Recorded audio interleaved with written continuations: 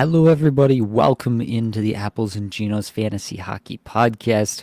My name is Nate Krutniblink. I'm the creator of Apples and Genos, originator of the Zero G Draft Strategy. And in this podcast, I'm going to give you all of the most puzzling players league-wide as submitted by the Apples and Genos Discord server. Let's get it.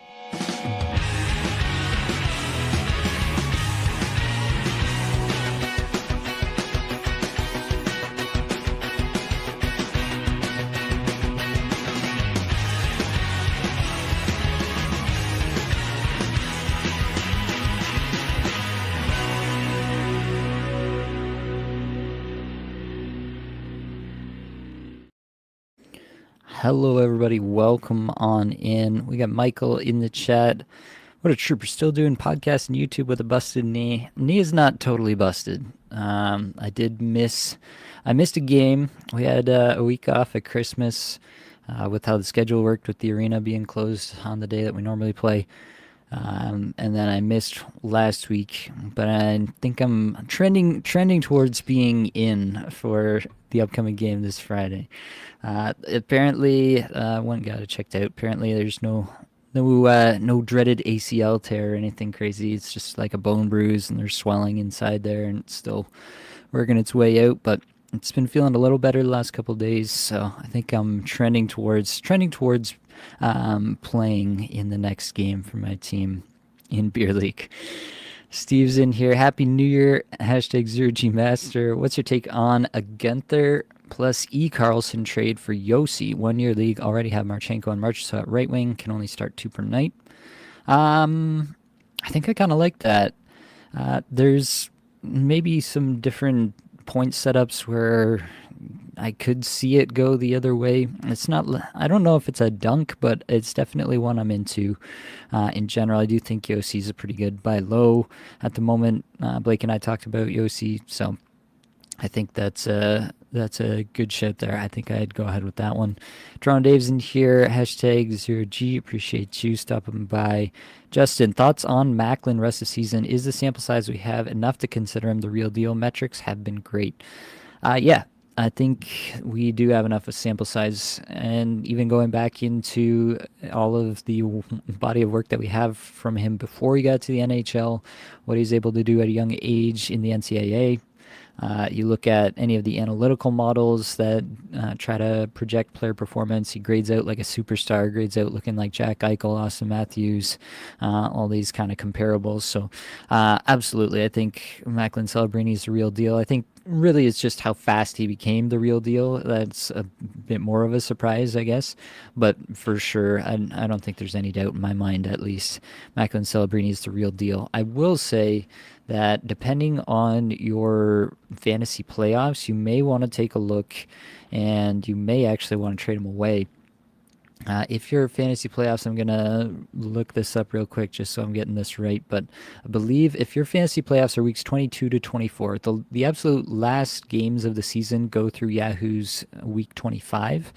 But if you're in a league that's kind of aware of these things and they don't want to play during that last week where a lot of teams are resting star players, and you've got your playoffs weeks 22 through 24, which I think is in more competitive leagues anyway, that's the more common format. So if that's you, then San Jose plays 8 games across those 3 weeks with only 1 off night. It is the worst schedule, bar none, for weeks 22 through 24 of any team. And so that should actually come into your decision making. But if you have your playoffs weeks 12, if your playoffs are weeks 23 through 25, then you would have 12 games played and 6 off nights from San Jose. So they get a lot out of that last week 25. So take a look at that. And if that matters to you, you may want to consider making a move around Celebrini.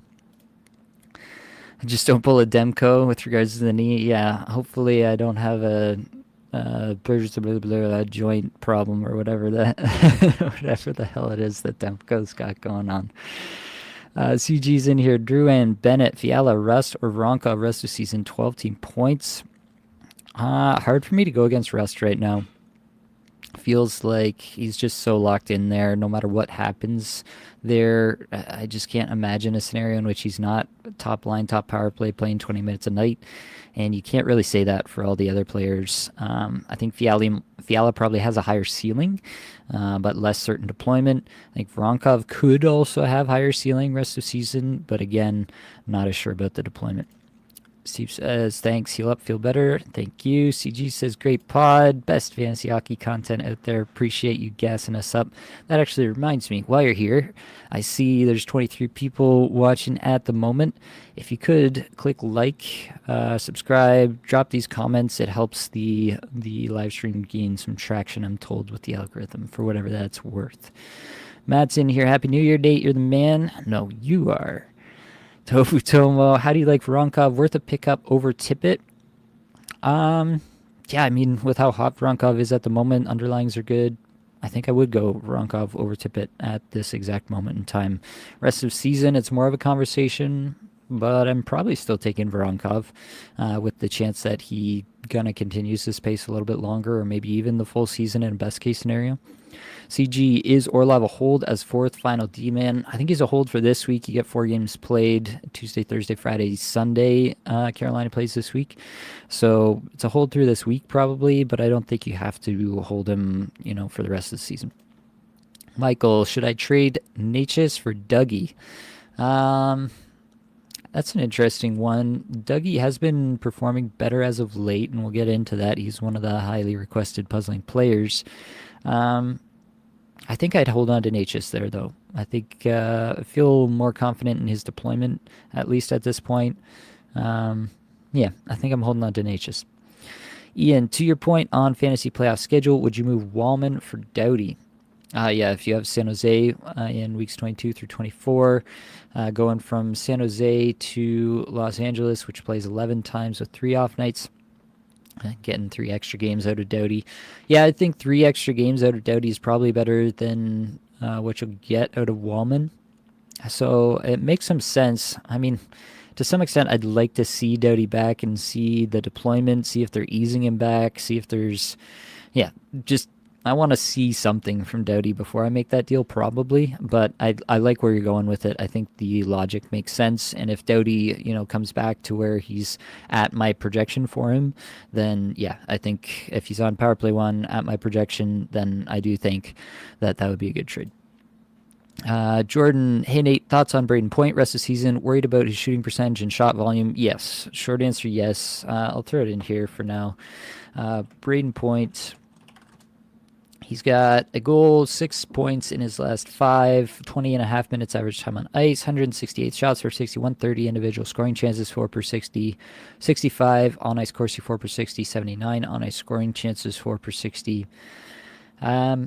The crazy part is obviously on the season-long stats, a 57-goal, 112-point pace, and that's coming via a really high IPP, really high shooting percentage, and a really high on-ice shooting percentage.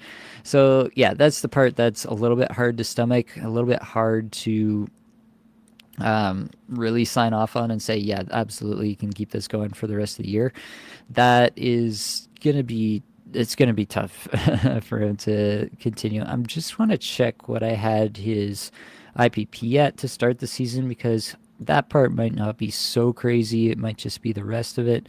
It's still like a significant hit that you're probably looking at. So in my projections, I had Braden Point for a 19.2% shooting percentage. So yes, 29.5% is crazy, but you do have to account for the fact that Braden Point is one of the most efficient shooters on a Draisaitl kind of level in terms of the efficiency there. I had him for 13.2% on ice shooting percentage, so it's not maybe as bad as you think, the 15.4% on ice shooting percentage that he's got so far. I did have him down at a 63% IPP, and he's at 74% IPP so far this year. So definitely think that, there are probably some things about what Tampa Bay is doing this year that's lending itself specifically to what Braden Point is good at. And so maybe, I wouldn't go exactly back to these numbers to try to project him at those numbers rest of season. But definitely, I think 57 goals is a pretty crazy pace. I think 112 points is a pretty crazy pace. Be much more comfortable with like a 45 to 50 goal pace and like a 90-ish point range, 90 to 95 maybe, as a point pace rest of season. That's kind of where I'd be at on Brayden Point. General question, bench first round pick that's cold for 4 games played mid-draft. I don't think I'm gathering that question. It's probably because I'm not feeling 100% here and I'm struggling to keep up. For 4 games played like a mid-draft pick? I think, I'm guessing, so correct me if I'm wrong, but I'm guessing this question is in a week-long start-sit scenario. You're asking if you should bench a first-round pick that's cold for getting 4 games played out of somebody that you drafted kind of in the mid-rounds. It's going to depend on who. It's going to depend on their underlying numbers. It's going to depend on a lot more than just what you've given me there. But in general, I don't think you have to play the first-round pick every single week. But I would say it's probably more than 9 times out of 10 that you probably should.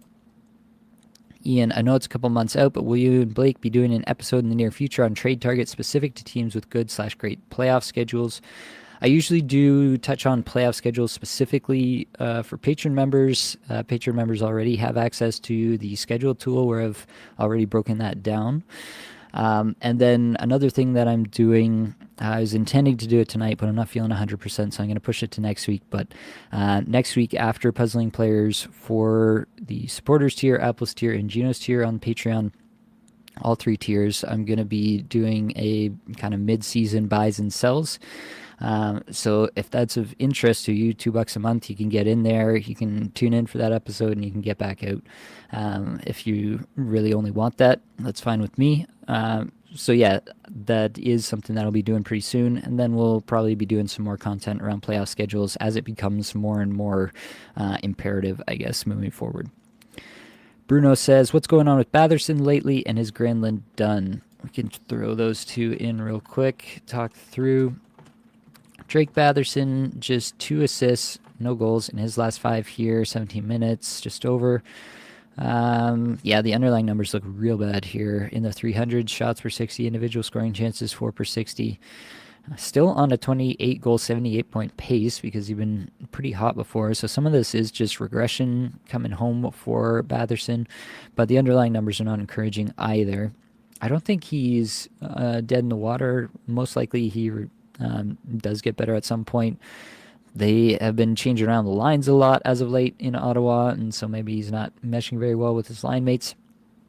I don't think he's done, but probably the 78-point pace that he's on currently is still a bit rich, and probably I'm expecting him to pull back more into a 65 to 70-point pace rest of the season, and this is just a little bit of that regression coming for him here. And then Mikael Granlund, also just 2 assists, no goals in his last 5, still skating close to 21 minutes a night. Also has really bad underlying metrics across the board.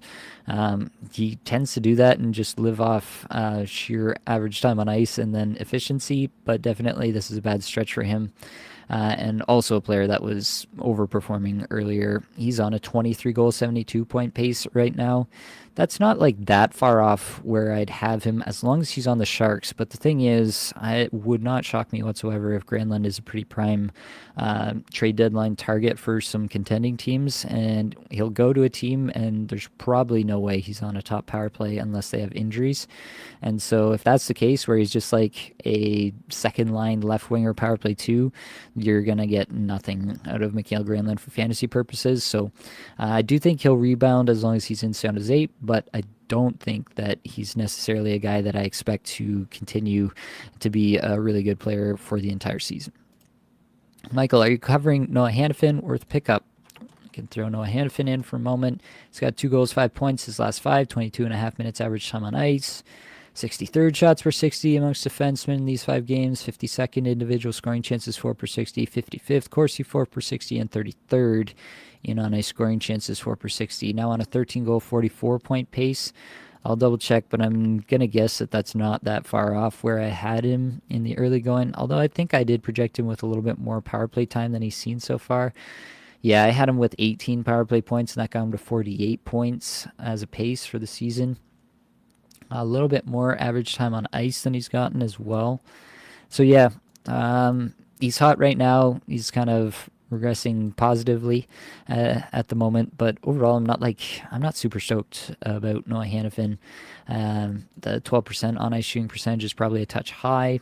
I had him as 47% IPP player. He's at 40%, so maybe he gets a little bit better there. But the on ice shooting percentage, I think, will drop decently significantly to counteract that. So, what you see, I think, in terms of the total pace across his first 39 games here, 13 goal, 44 point pace, I think that's probably pretty accurate. 40 to 45 point player. He's hot right now. You can try to stay in the Flames there. It's a good week to do it. 4 games played for Vegas this week. Eric B. trying to decide what to do with Malkin in a deep 12-team/22 player points league. He hasn't been great, but averages 3.25 points. Top waiver forwards are usually around 3.5. Worth holding at all. Let's throw Malkin in there.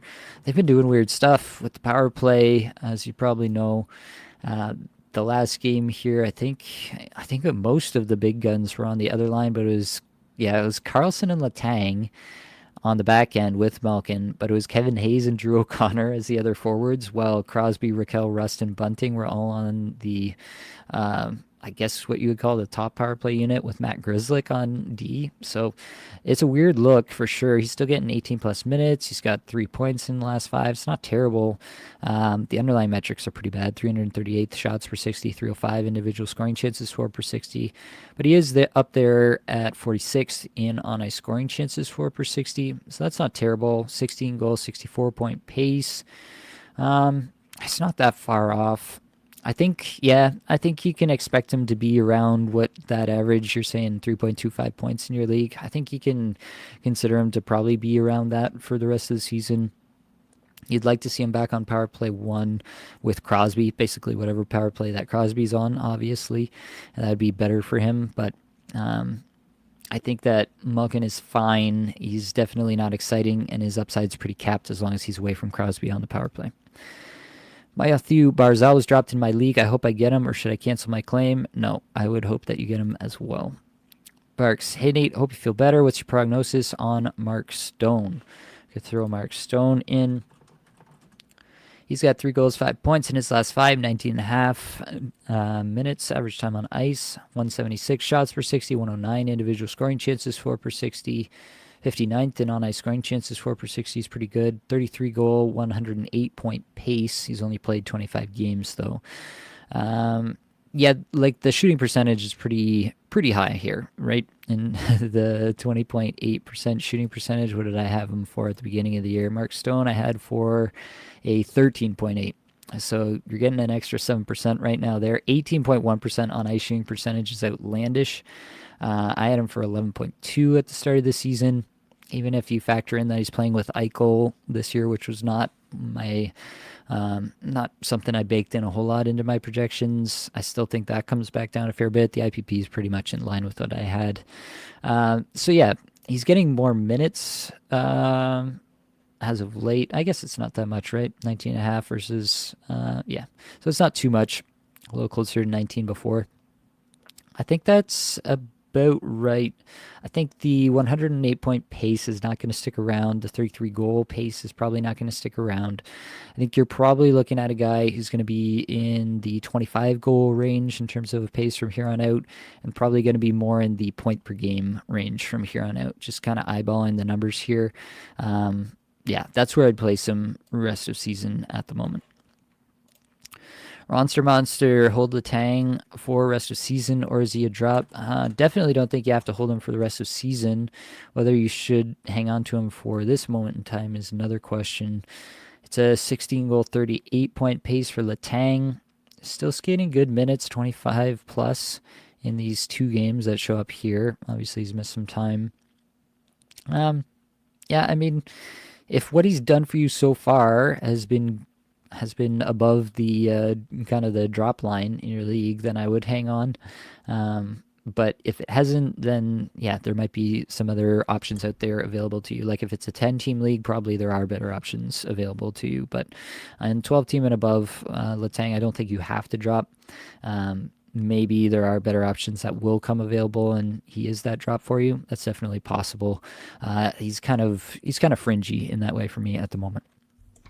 Frank's thoughts on offering Reinhardt and Marner for Pasta and Uyghur, looking to upgrade shots and hits.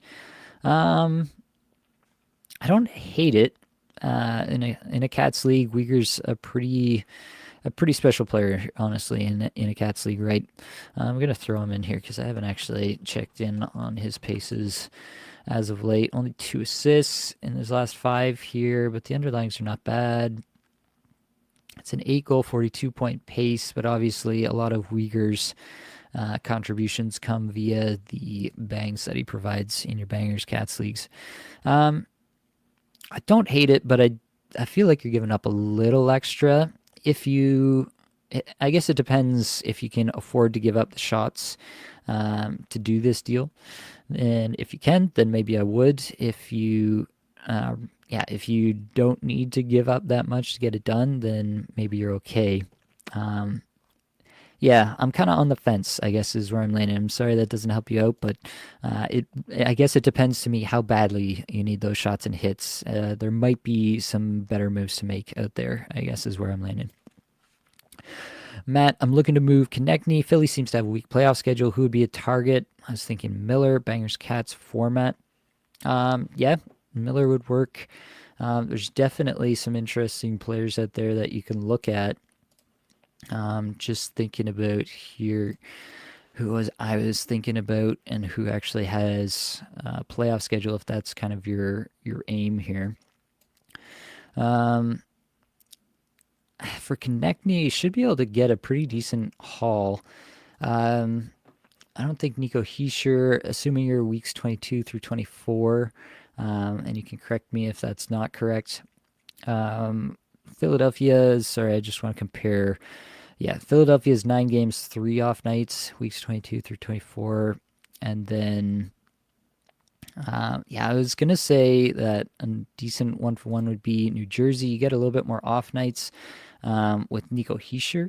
And I would take Heischer over Konechny rest of the season. I think that's probably a hot take for a lot of people, but I would personally do that. Trying to think who else might fit into that mold. Yeah, could you swing for a Philip Forsberg? I know he's been getting a lot of assists lately, but maybe you can get that. Nashville has 11 games in those 3 weeks. I'd potentially go that route. Matt Boldy, you might not want to do that, but I think I would also do that if you're like locked into just getting your playoff schedule back better. Then I think I would do that as well. Connor Bedard could be a decent look in some spots. He's got 5 points his last 5, starting to turn things around in that regard. Almost 20 minutes a night. There's definitely options there for you. You could even move for a defenseman like a Roman Yossi, who I think is a pretty good buy low at the moment. There's definitely some options there. Michael Sakarinsky Norris season. If this isn't it, he's gonna have a hard time winning it. That's for sure. Frank, thoughts on? Oh, we already got that one. Sidonian Knights. I think that's correct. What's your take on Stone? Get the sense he's just a pure efficiency player. Should I try to sell while he's hot? Yeah, we went over Stone obviously already. Probably your comment came in before I got to him, but it's a decent sell for sure. Depends again if you are already looking ahead to your playoff schedules. Then Vegas plays 10 games, 3 off nights in the weeks 22 through 24, 12 games, 3 off nights in 23 through 25. So yeah, I do think that this is probably the high point for him, and so from that perspective, it makes sense to sell. Might be worth checking out the playoff schedules of who you're looking to acquire if you're in playoff position, though. PB Stars Patreon is worth it, fellas. Support our guys. Appreciate that. Tofu Tomo, Decord finally goes on IR the day after I drop for Askarov. But hey, Askarov gets as much help from his team as Decord does anyway. Goalies are killing my team in a Cats league. Yeah, that is a tough spot. Decord had been pretty good. Does seem like Seattle has been playing worse with Grubauer back there as well. So hopefully Decord is healthy. For what it's worth, like Decord was placed on retroactive IR. He's eligible to come off anytime. So it is really just a case of whenever he's healthy. But they've been pretty cryptic with the updates on Decord. That's got me a little bit worried. So it might honestly not be that big of a deal anyway. And Askarov is obviously playing out of his mind right now. Michael asks, Noah Dobson is a UFA this year. Curious to see if he resigns with the Islanders. Feel like if he went to a contending team, his fantasy relevancy would skyrocket. It would depend on the team, right? If he's getting pretty good deployment where he's at right now, and so I almost wouldn't want to change that part of it. Like 23 plus minutes, top power play, and his underlyings look really good, especially in the last little bit here. I do think Noah Dobson is going to have a much better rest of season. Frank, throw out some forwards names that could get Yossi in a trade. Oh boy, I could get Yossi in a trade. Let's see what we got. Yeah, I talked about Konechny, maybe Celebrini if somebody's high on that. Lucas Raymond, maybe. Martin Necas, I would consider. Mark Scheifele, maybe. Yeah, these would be the kind of names that I'm thinking about. Brandon Hagel, maybe. He's been hot, obviously. He's got a, what's his pace on the season? 93-point pace on the season. Somebody sold on him. Those would be just some quick names off the top of the dome here for you. SK93, hey Nate, what are your thoughts on Fiala? Do you think we see second half Fiala this year, or is he trending downwards? So yeah, Fiala is on the list. We can talk about him here for a minute. 2 goals, no assists in his last 5, over 19.5 minutes average time on ice. That has not been there all season long, so that's a big key portion of the puzzle for Kevin Fiala's fantasy relevance. 150 in shots per 60, 41st in individual Corsi 4 per 60 shot attempts, 186 individual scoring chances 4 per 60 in the 200s in the on-ice numbers. So that's not great. The season-long numbers don't look good. Under the hood, it's a little bit better. And the on-ice shooting percentage is obviously the crazy part with Kevin Fiala so far this year, 8.7% on-ice shooting percentage. That shouldn't continue for sure. He's better than that. Even, like, he's not playing with great players, but those are like fourth liner kind of on-ice shooting percentage numbers. So I do think that gets better at some point here. I'd am for a 12.45 on-ice shooting percentage at the start of the season. It is concerning to me who he's playing with the most as of late, I guess, and that he's not getting a lot of exposure to some of the bigger guys. He's been playing with Danault and Laferriere, which are fine players, but they're not really going to elevate his fantasy potential. They're obviously not even the best players on Los Angeles. So that's the problem with Fiala, but I do think he'll be better in the rest of the season, and that deployment is a good first step. Ian, just subscribe to the Patreon. Let's get to biz. Appreciate you. Michael says Quinn Hughes is back. Yes, Quinn Hughes is back, and I didn't see it until too late. Dealing with other stuff here, and so he is on my bench in Kickupful Tier 1. So I'm kind of rooting for him and kind of not rooting for him, I guess. I don't know. I'm rooting for a healthy game for Quinn Hughes. Bruno, thoughts on Tkachuk and Reinhart? Yeah, so Blake and I talked about Tkachuk and Reinhart in the flagship show yesterday, came out today. So you should definitely go check that out. We kind of dove in depth a little bit with Florida, and with those two players in particular, we dove in pretty deep on those two. So I think that's where you want to get most of your info. Cole's notes is Reinhart is regressing, but also the underlying numbers have really fallen off in a big way the last little bit, which is kind of concerning. But with a player that's been that good for that long, you're going to give him a lot of leash there. So I'm noticing it, but I'm not doing anything about it just yet. And Tkachuk, I feel like is probably actually a little bit of a buy low at the moment. Really depends, I guess, on your manager and how much stock they're putting into his cold streaks versus that one. He had like 1 week or 2 weeks where he had like 14 points in 5 games or something like that. So I think that's a big factor, but I do expect Tkachuk to be better, but I don't think he's going to get to the 90-plus point paces with the current amount of deployment he's getting. Chichimini, which team have the best playoff schedule? It does depend, obviously, on which weeks your playoffs are in. If it's weeks 22 through 24, then it's Minnesota. And I think actually Minnesota also would classify as the best. Detroit actually has a slightly better schedule. Dallas has more games played. Yeah, it depends what you're looking for. Vancouver's another one, weeks 23 through 25. So those would be some teams to look at for sure.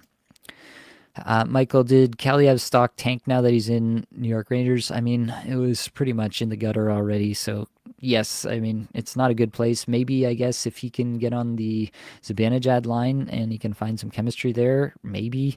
I don't know how likely that is. I'm going to have to see it to believe it at this point with Kaliev. It really feels like this is a player that generates offense, but has some major flaws in terms of his overall game that coaches just kind of totally hate.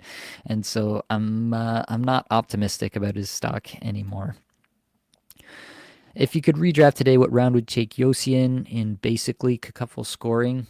If I was redrafting today, he's probably a third round pick, I would say. Yeah, I do expect him to be better. But yeah, maybe second round, not as much, having seen what we've seen out of Nashville this year. I think that's my final answer. Michael, what do you expect? What do you suspect is the injury Matthews has been dealing with? Think he misses more games this season? Just 2 games. He has 4 assists and a goal. Looks really good out there. Yeah, I honestly can't speculate on the injury. He was cross-checked kind of in the side and the back, and that kind of re-aggravated the injury. But also, like, when you get cross-checked like that, like, you twist your body, and it could re-aggravate any number of things. So I don't really want to. I don't really don't want to speculate too much about that. Do I think he misses more games this season? I think there's obviously some sort of heightened possibility of that because they're going to want him to be as healthy as possible for the playoffs. But that being said, he has looked pretty fantastic. Like, he dives for an empty net goal in the first game back. Like, it really didn't seem like he was dealing with a whole lot of discomfort at any point in the 2 games that he got into. Played both sides of the back to back. Elliot Friedman saying on 32 Thoughts, he's like, Matthews is coming back. He's going to play all the back to backs. He didn't want to come back and do like some sort of load management scenario. So that seems to be out the window. So yeah, as long as he plays, he's going to be terrific. But I do think you have to bake in some risk that he misses more games if they're trying to get him right for playoffs. Frank is offering Reinhardt too much for Yossi. I think I would still take Reinhardt there, probably by a hair though. Should I trade Matthews? Obviously depends what for. Um, I mean, you saw what he's able to do even while being quote unquote injured. So I don't know that you're going to get anything that's equal to the production you're going to get out of him. And yeah, it could be a scenario. There could be a scenario in which he like gets a re-injury or just decides to take some maintenance time in the middle of your playoffs and that sinks you. That's possible, and that is a scary thing to deal with for sure. But at the same time, he could also be the guy who wins you any given week and wins you your playoffs, wins you your fantasy title. And not a lot of players have that ability either. So you're kind of dealing with both ends. It is just pretty honestly a high risk, high reward scenario. And I don't think you should trade Matthews. I think you can explore it. And if you get a deal that you feel gives you, commensurate value back, you can. But I don't think anybody should trade Matthews based on what we know today. Tofu Tomo, Dahlin plus Thompson stack wins once again. I haven't checked the score in a minute. There it is. Tage Thompson on the power play from Dahlin and Peterka. Peterka's got 2 points. I thought Alex Tuck had a couple points in this one, but maybe they took his assists off the board. All right. Either way, good stuff there. What can I get for Natchez? I think obviously he's gone through a bit of a cold spell here, and so probably it's less than you could get previously when I was talking about him as a pretty obvious sell high candidate. That being said, I do think that there are some names that you can probably find out there that you can acquire that I still would do. You would want to aim pretty high though, right? Like you don't want to sell a guy who's demonstrated the potential to pop off for extended periods of time. So I would be aiming pretty high. Maybe maybe you can add somebody to Natchez to kind of tier up even more. You can get into those players that were maybe drafted in the second round or something like that. Or maybe you just want to kind of lock it in. I mean, maybe somebody's super worried about Matthews and you can make that deal happen, add something to Natchez to get Matthews. That's maybe a pipe dream, but worth exploring at least. So start high and work your way down if you have to, but definitely start high and see what you can get. Start with those players that were, drafted in the second round of your leagues and are performing as such. Willie Nylander is one that you could look at. He's been a little bit cooler as of late, so maybe you could get something done there. Maybe you have to add something to Natchez, but it's probably worth it. I think I'd like that. Michael asked Natchez for Miller. Yeah, JT Miller, that actually segues me in very nicely to the top of the list here. It's a good look. Miller has 5 points, all assists in his last 5 games, 18 and a half minutes average time on ice. He has been injured, and we don't, again, really know what that is exactly, but he has been limited. He's got a goal in the game tonight. Quinn Hughes assist there, so doing that for me on my bench, unfortunately, or in my IR, I guess. 57 shots for 60 in the last 5, so that's decent. That's not usually actually a component of Miller's game. That's a tough one, quite honestly. If you have good bangers weight, then maybe in your Natchez for Miller scenario there. Tofu Tomu does saying he does have a goal tonight. It's good stuff. All right. So yeah, JT Miller, it's similar to Matthews in that there seems to be some underlying issue that we don't really think is going away. Obviously, there's all the craziness that's happening in Vancouver right now, and talks of trades and stuff like that. I don't know what's happening there exactly, but I do like Miller. I think he's probably underperformed a little bit on the season so far, but the average time on ice being down is a big problem for his total point potential as well. So you got to factor that into when you're trying to figure out what the point pace should be. I think he's more of a point per game player, but obviously with fantastic bangs to go along with it. Dougie Hamilton, Luke Hughes, they'll kind of do it together here. Hamilton's got just 2 assists in his last 5. Hughes has a goal, 2 assists, 3 points in his last 5. Both pretty close to 20 minutes, a shade under. But where Luke Hughes was previously really popping off with the underlying metrics, now it's flipped around and it's Dougie Hamilton that's doing that. 3rd in shots per 60, 4th individual scoring chances for per 60, 5th in both on-ice Corsi for per 60 and on-ice scoring chances for per 60 in the last 5 games here. And on the season, Dougie Hamilton's underlying numbers look terrific. The average time on ice is lower for Dougie than I would like, but he is a pretty big buy low, assuming that he hangs on to power play 1. And that's the part that is really the trick. If you feel really confident that Dougie Hamilton is going to hang on to power play 1 all year long, then absolutely Dougie Hamilton is big time buy low. But if that's a risk, him coming off the top power play is a risk that you can't accept, then you shouldn't go out and do that. That being said, at this exact moment in time, if he continues to put up these kind of underlying numbers, like the points are going to come and they're going to come in bunches. Obviously, we know that New Jersey is a team that can put up points in a hurry. Luke Hughes, on the other side of that, he was hot. He's cooled off significantly here, both in terms of the point production and in the underlying stats. And so I am kind of left in a spot where I'm waiting for Luke Hughes to get power play 1 once again. If he's not going to give me those big time underlying numbers, it's hard to keep rostering him when the shots aren't there. He doesn't hit, he doesn't really block, he doesn't do anything other than put the puck in the back of the net. And if he's not doing that, then he's really not doing anything for you. So tons of potential with Luke Hughes, but he's still kind of floating around the fringe player scenario here, albeit one with massive, massive potential. Troy Terry next up. He's got 4 goals, 7 points in his last 5 because he was against me in the head-to-head streamer deathmatch, and Blake chose him, but that's fine. I love Troy Terry. It's just over 19 minutes average time on ice. The key thing for me, honestly, this year with Troy Terry is that Greg Cronin has finally realized that Troy Terry is that dude and is playing him as such. I love to see it. 91st shots per 60, 131 individual scoring chances for per 60, 186 Corsi for per 60, 126 on a scoring chances for per 60. It's a 29 goal, 69 point pace for Troy Terry on the season now, which is pretty nice. 75% IPP, 13.7% shooting percentage, and 9.4% on ice shooting percentage. And I think that probably lines up with where I had him. My initial projections, 25 and a half goals, 61 points. That was based on 18 and a half minutes average time on ice, so he's doing better than that. I had him at a 72% IPP. He's at 75, so we're in the wheelhouse there. The on-ice shooting percentage is a touch low. The shooting percentage is a touch high versus what I had projected at the start of the season. Yeah, I think he could honestly be even better. He could be a 70 to 75 point player rest of the season. Wouldn't blink an eye.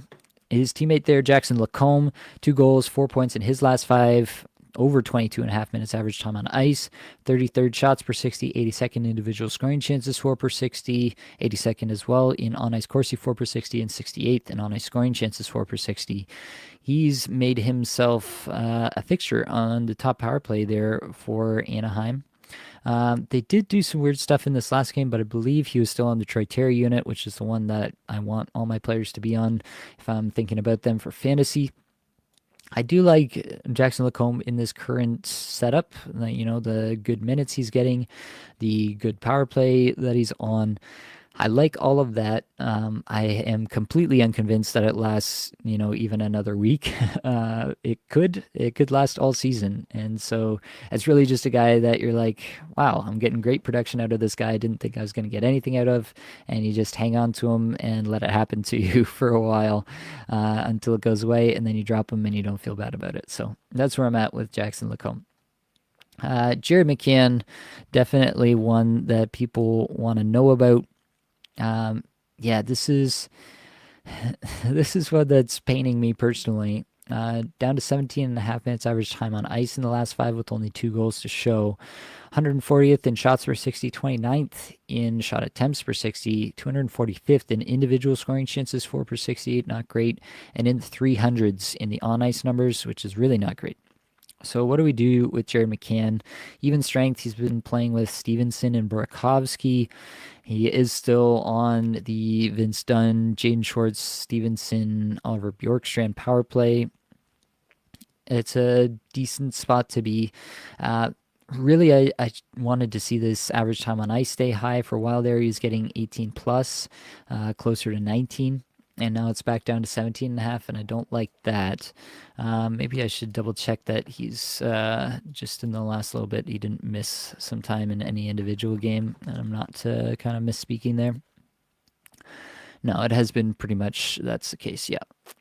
So yeah, that's the part with Jared McCann. Now they do play tonight, so we'll probably go and negate whatever I'm about to say here. But overall, I still like the player a lot. This is a player who's typically insanely efficient and has been for multiple seasons at this point. Like, it's not just one season where he's been efficient, and so we're like projecting him to be efficient again because he did it that one time. No, this is a player with a long history of being super, super efficient. I had him projected at a 76% IPP. He's at 68% now, so he's got maybe 8% more of the goals scored while he's been on the ice that he should have a hand in so far. 12.2% on ice shooting percentage. That's pretty close. I had him at 11.9, and a 12.9 shooting percentage. I had him at 14.1. So I do think he's run a little cold here. I do think he can do a little better, but he is going to need some more minutes to really unlock that. I do think it's there, though, for Jared McCann. I don't like the underlying numbers the last little bit, but he is still chucking pucks, and I like that. It's really just, in my mind, if the teammates can support what Jared McCann can do even a little bit more. He is a guy who can do it on his own, but he needs a little bit more from his teammates to really achieve some more. In the meantime, though, I think he's a fully rosterable player. I don't think you should be dropping Jared McCann in 12-team leagues. 10-team leagues, it's much more of a conversation, but in more standard 12-team leagues, I'm not dropping Jared McCann. Seth Jones, 1 goal, 3 points in his last five, 23 minutes average time on ice, 48 shots per 60 in the hundreds in the on ice numbers. Seth Jones, I honestly don't think I have a whole lot to say about him here. It's just a spot where I think he is what he is. It's a guy who's going to be on the top power play.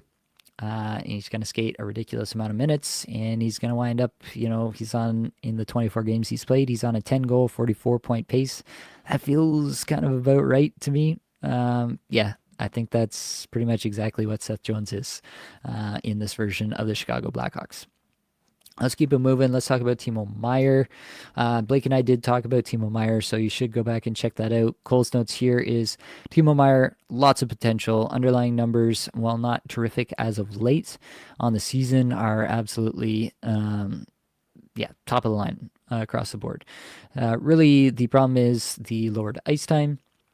And the fact that he's not on the top power play and hasn't been for quite some time, and the Devils' power play is running really well, and so there's not really any reason for him to get there. So the Timo Meyer theory is that he's a fully rosterable player in my mind. Again, similar to McCann, not dropping him in 12-team leagues.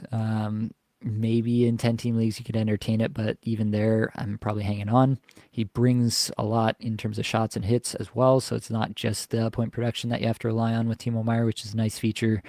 And then there is the potential that, if somebody does get injured from that top group, that he should be the next guy up in terms of the top power play, and that would really potentially unlock a huge amount of extra point scoring for him.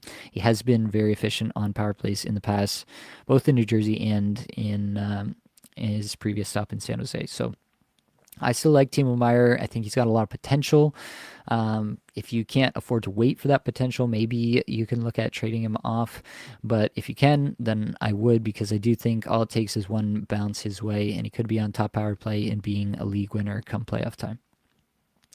Matthew Barzal, 4 assists, his last 20 minutes average time on ice, 109 shots per 60, 47th in shot attempts per 60, 75th individual scoring chances, 4 per 60, first in on-ice Corsi, 4 per 60, and third in on-ice scoring chances, 4 per 60.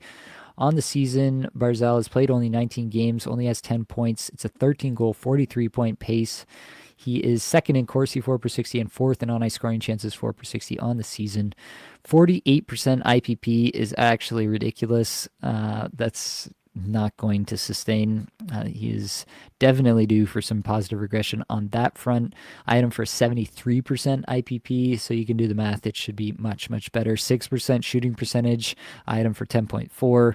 On-ice shooting percentage, 8.4. I had him for 10.4. So massive positive regression coming across the board for Matthew Barzal. I think, honestly, Matthew Barzal is probably, just in terms of the raw numbers under the hood and where I had him projected, all things considered, he is probably the biggest buy low on the face of fantasy hockey right now. Decent playoff schedule as well, so you're not really too worried about that. I love picking up some Matthew Barzal at the moment. Dylan Guenther and Logan Cooley. Guenther has just 2 assists in his last 5 games. 2 goals, 2 assists, 4 points for Logan Cooley in his last 5. Guenther's just over 16 minutes. Logan Cooley's about 18 minutes and a quarter there. Guenther is 81st in shots per 60, 10th in shot attempts per 60, but down at 254th in individual scoring chances, 4 per 60. On-ice numbers are curious as well. 49th in Corsi, 4 per 60, but 172nd in on-ice scoring chances, 4 per 60. Logan Cooley, 177th in on-ice scoring chances, 4 per 60. 101st in shots per 60, 191 individual scoring chances, 4 per 60. Last 5 for Logan Cooley. The big thing here for me is I think that Dylan Guenther is immensely talented. I think this is a guy who's going to be a 40-goal scorer in the NHL. I think he's going to have point-per-game seasons in the NHL. Logan Cooley is a bit more of the distributor, the facilitator, if you will. But both of these guys have these massive on-ice shooting percentages, over 15%. Those are not going to sustain. And Dylan Guenther, you're seeing some of that regression come through here. Logan Cooley is getting a lot of minutes, which is kind of helping to balance out the regression, and that's nice for him, but is also due for some negative regression there. So I don't think these guys will sustain their current 72 and 71 point paces respectively, but I do think that both of them are also decently likely to get more ice time. Logan Cooley, it's happening right now. Dylan Guenther, it could happen where he gets another bump in ice time. They just finally decide to play their best players a bit more, and that works really well in his favor in terms of generating more offense. So yeah, there are paths for them to maintain this point pace, but basically they have to maintain higher average time on ice. Otherwise, I do anticipate some negative regression coming. And Dylan Guenther at 16 minutes, you're just going to have stretches like this where he goes cold for a bit, and he'll have other stretches where he pops off for like 5 goals in 5 games. That's probably just going to be the way it is for the rest of the season. All right, let's get back to the comments. What's up with Timo Meyer, trade or hold? So I talked about him there. I think I addressed that one. Frank Voronkov or Zetterlund as a 4th left wing. Voronkov pretty clearly for me there. Miller, 2 goals now. All right, let's go back to the game here. 3-1 Vancouver. Miller has 2 goals and an assist. Excellent stuff from him. Jonathan Lekaramaki has a goal and an assist as well. Interesting stuff there. All right. I started saying Montembeau, unfortunately, in one spot, so that's not going to work well. Maybe Dobish is going to be the guy moving forward. Could be. Miller popping off. I think Montembeau is going to get some competition from that Dobish guy more and more. Yeah, I agree. I mean, all that they've gotten out of Dobish so far has been terrific, so they're going to give him a little bit more, at least as long as he can keep it going. Hey, Nate, thoughts on Schmaltz rest of the season? Would you prefer Terry over him? At the moment, so Nick Schmaltz had been doing this thing where he was generating more offense, and I was pretty into that, generating more individual offense, I should say. That's fallen off as of late. He's still getting tons and tons of minutes, but now Troy Terry is too. I think I would lean Troy Terry at this moment in time. You can call that recency bias or whatever you want, but I think at the moment I would go with Troy Terry between the two. Michael says it's just not Timo time yet. We can be patient. We should try anyway. Tage Thompson and Alex Tuch back to back here. 1 goal, 6 assists, 7 points in the last 5 games for Tage Thompson before this game that's ongoing right now. I think he's only got the 1 goal in this one. Is that right? Yeah, 1 goal, 4 shots. Good stuff from Tage Thompson. Alex Tuch, who has a goal in this game as well. He has 3 goals in his last 5, but no assists. 19 minutes average time on ice for Tage Thompson, just over 18 for Alex Tuch, 114 shots for 60, 231st individual scoring chances for per 60 for Tage Thompson, 240th in Corsi 4 per 60, and 215th in on ice scoring chances for per 60. That's not great, but the puck has been going in, so hard to blame him for that. Overall, I think that I'm pretty okay with where Tage Thompson is. It's a 42-goal, 77-point pace on the season, 70% IPP, 17.8% shooting percentage, probably a touch high, but he could also, cancel that out with some good shot volume, which he usually does do. 13.4% on-ice shooting percentage is probably... It might be a touch high, but again, it's not too crazy. And in the last little bit, as you see, he's been getting a little bit more ice time, which could cancel out some of that effect as well. So overall, I think what you see is what you get. 40 to 45 goal, 75 to point per game, point pace for Tage Thompson rest of the season. Feels pretty good. On the Alex Tuch side, it's a little bit more difficult to figure out what to do here because they have been moving these lines around. Tuch really hasn't been on the top power play unit at all for the vast majority of the season, which is just mind-blowing to me. Got to get Jack Quinn out there. How many points does Jack Quinn have on the season? I'm going to really digress here. Jack Quinn. Okay, he's got 5 points in the last 5 games. That's makes a total of 14 in 33 games on the season. But yeah, let's get Jack Quinn out on top power play over Alex Tuch. Make it make sense, Lindy Ruff. 241st shots per 60, 330th individual scoring chances for per 60, 367 on ice Corsi 4 per 60, and 371 on ice scoring chances 4 per 60. That's pretty atrocious stuff from Alex Tuch as of late. I don't really know what to say about Alex Tuch so far. We have enough of a sample size on Tuch that I feel pretty confident in saying what kind of player he is. But when he's playing with Ryan McLeod and JJ Peterka on a second line, when he's on the second power play with seemingly no hope of being released from that hell, you have to think to yourself that Alex Tuch is just going to have a lowered ceiling. Like right now on the season, he's on a 25-goal, 57-point pace. I don't honestly know how much more I can project out of him. Maybe 60, 65 if he gets some better line mates here and there. Really, Alex Tuch is stuck in this wasteland where you have to have power play 1 to matter much more than he already does. That being said, still like the player, just needs the deployment to make it happen. Mike Matheson, 3 assists in his last 5, 25 minutes a night. 35th in shots per 60, 161st in individual scoring chances 4 per 60, last 5 games amongst all defensemen, 69th in Corsi 4 per 60, nice, 57th in scoring chances 4 per 60. Where I'm at with Matheson right now is Lane Hudson has taken over the top power play. Doesn't seem like he's going to be giving it back anytime soon. at the moment anyway. And so where I'm left at with Matheson is I think this is a player who's good enough and will produce enough to be on your roster as kind of like a fourth defenseman. But realistically, I think you can be in a spot where you just take that from Mike Matheson. And then if he does get power play one for whatever reason, Hudson injury, he runs into a wall and can't play these kinds of minutes anymore, whatever the reason. If Matheson does get on top power play, then it's just kind of like found money.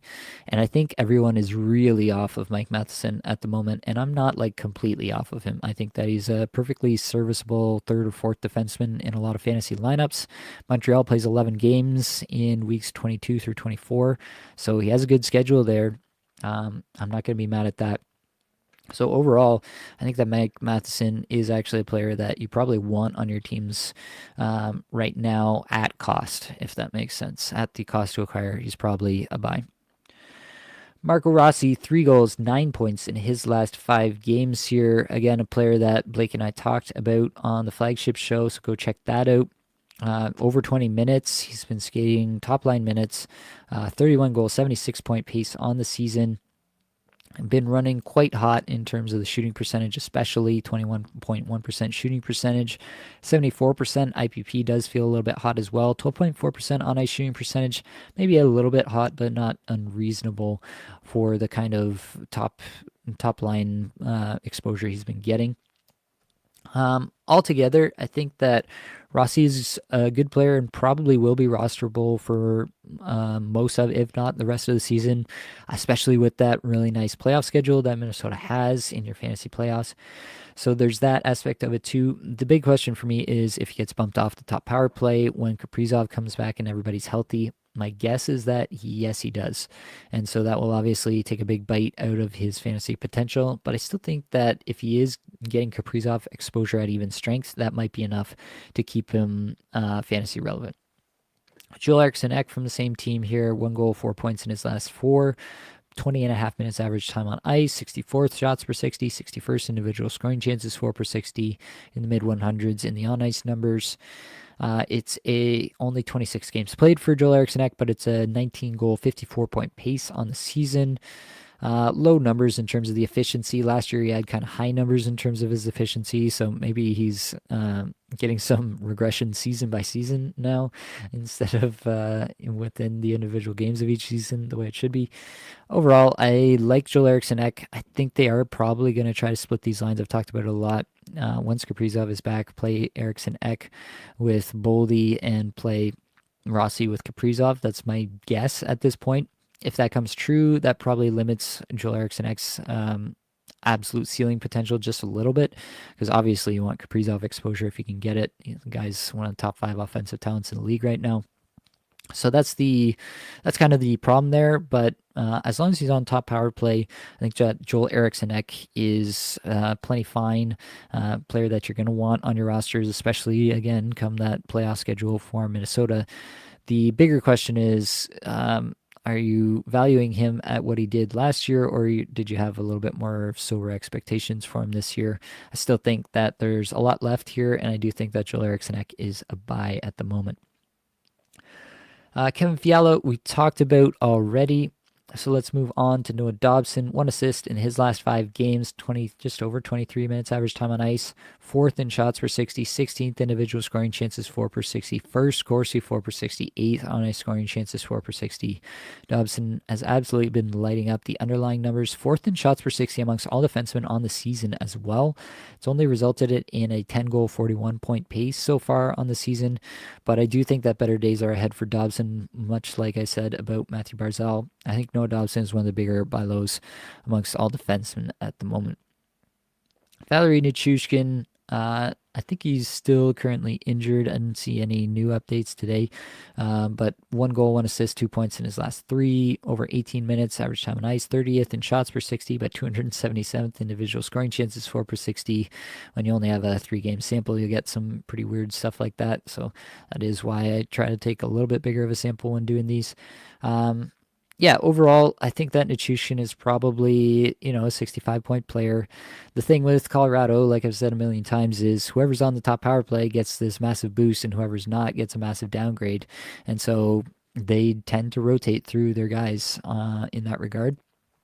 So you just kind of have to take the good with the bad, and yeah, it might come home to roost where Nichushkin is not on the top power play in your fantasy playoffs when you really need him, and that's kind of just a risk that you're going to have to accept if you're going to roster him. So take from that what you will, but that's the scenario that you're dealing with Nichushkin. I think honestly, if Nichushkin played the full like 20 minute a night power play one, line one treatment every single night for the rest of the season, I think he's probably a point per game player.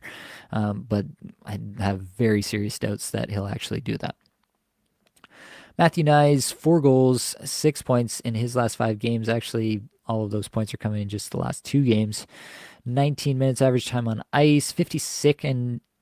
That was an interesting affectation I put on that one. 52nd in shots per 60, 30th individual scoring chances 4 per 60, 62nd in Corsi 4 per 60, and 78th in on ice scoring chances 4 per 60. Seemed like when Matthews came back, Nyes really got a jolt, and it is resulting in some really good production from him here on the season. Like, he's only 271st in shots per 60 on the season. He's got to a 32 goal pace via a 21.7% shooting percentage. That I don't think is real, but if he can sustain some higher shot production, then yeah, maybe he can sustain a 30 goal pace for the rest of the season. That's really the question you're asking yourself with Matthew Nyes. He's not going to get top power play probably when they have everybody healthy. He hasn't the last 2 games here. But you can argue that it's better for him to just have Matthews back and have Matthews and Marner playing around him. So overall, I'm still into Matthew Nyes, especially in bangers leagues because he does throw the body around. But I think that probably your best case scenario is what he's already doing for you. 32 goal, 52-point pace on the season. I don't think it gets much better than that without power play one. Him just like unseating, I don't know, Riley or somebody for power play one. That's probably the only scenario in which things actually get better for Matthew Nyes rest of season. Last one on the list from the requests in the Discord server, Zach Werenski. 1 goal, 10 points in his last 5, over 26 minutes average time on ice. First in shots per 60, second in shot attempts per 60, second in individual scoring chances 4 per 60, third in on ice Corsi 4 per 60, 10th in on ice scoring chances 4 per 60. On the season, pretty much the same story. It's a 25 goal, 92-point pace for Zach Werenski on the season now. Yeah, pretty ridiculous stuff from Werenski so far. And pretty clearly, Columbus is a much better offensive environment than any of us thought was possible coming into the season. And you have to account for that. Like, I had Werenski projected for 16 goals and 61.5 points at the start of the season. And that was when we all thought that nobody was going to score any points. I had the top point projection at 59 points of any of the forwards for Columbus. And we're obviously going to get multiple players who are going to crush that with what they've been able to put on out there so far, Marchenko and Monahan especially. So now that we have to, reevaluate what the scenario actually is, like I had Werenski at a 10.9% on ice shooting percentage, and he's at 11.3% on ice shooting percentage. I don't think that that's really going to change that much. I had him projected at 24 minutes, 15 seconds average time on ice. He's getting 26 minutes and 50 seconds or 30 seconds. Wow.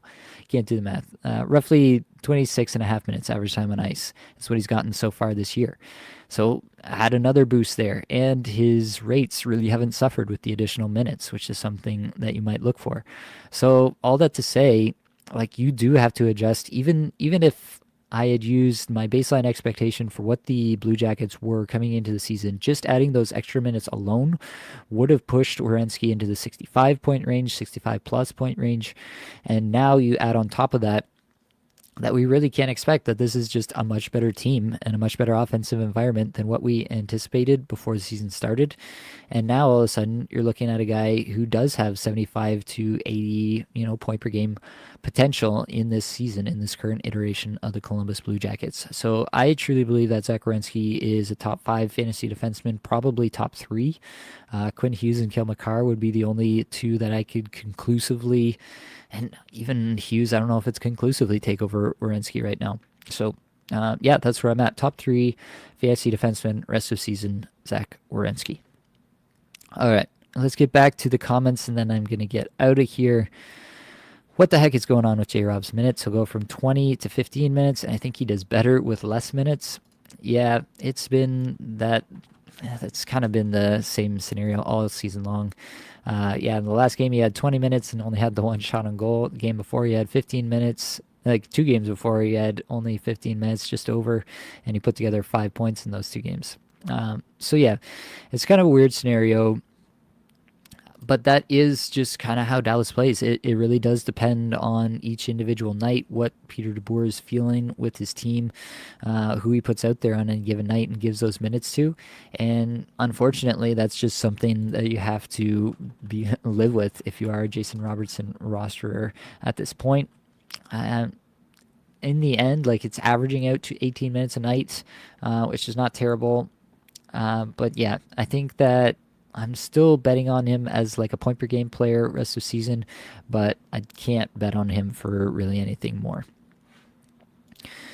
Tofutomo, Sabres game, empty seats, half the fans there in a red sweater. Yeah, who are they playing again? Oh yeah, the Capitals. Yeah, it's a tough look. The Sabres haven't been good for a while, and this season has not gone according to plan. So they need something to go right. The fans will come for sure. Buffalo is a sports town for sure, but they are probably justifiably pretty sick of what they've seen in the last little bit. Michael, I'm just sad that next season Werenski will be drafted much higher in fantasy leagues. This is true, but there will be other players that we are in on that we'll be bringing to you that you'll get your shares of. It happens every year. Players we like, they pop off, and everybody gets on the bandwagon, but we're on to the next one. CG, to clarify my question earlier, was wondering about my decision to bench Panarin given 3 games and his opponents compared to Lehkonen or Drouin with 4 games played. It feels bad. Yeah, that's a good question. Panarin has been cold. He's playing Dallas, New Jersey, Vegas this week, which is a bit of a murderer's row for sure. Everything going on with the Rangers right now.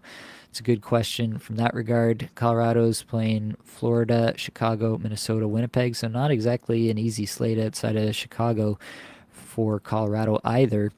I think I would default to Panarin there, but it is kind of a default. Yeah, I think that's the way I would have gone. I just don't have a lot of faith in Lehkonen or Drouin. Talked about the power play situation for those kind of players. Be on again, off again. So, yeah. Jordan, which player do you prefer rest of season, Nyes or Laf? I'm assuming that's Lafreniere, not Laferriere. And Kyrou or Stamkos. Wow.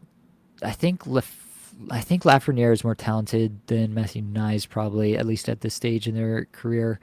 But does he ever get power play 1 to really, take off from that step? Do the Rangers just continue to be a tire fire for the rest of the season? That holds everybody down. Questions you have to weigh. I think I'd take Nyes at the moment just to see how far this could go.